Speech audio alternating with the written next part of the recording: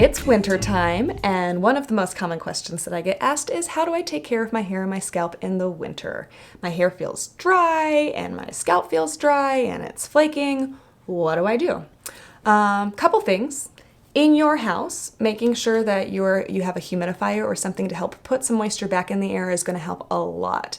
We start turning on our furnaces and our heaters in the wintertime, and it just sucks a lot of that moisture out of the air. We feel it in our skin, and so does our hair. A couple things that you can do for your scalp, at-home remedy. Brown sugar in your shampoo makes as a nice exfoliant, so you can put a quarter size amount of shampoo, put a little bit of brown sugar in there. Make sure it's brown sugar, because normal sugar is going to be too abrasive on your scalp. So a little bit of brown sugar in your shampoo. Shampoo it really good and really kind of work those granules to help exfoliate any of that dead skin, and then follow it with another just normal shampoo to get all of those granules out. Something else that you can do is a hair pack.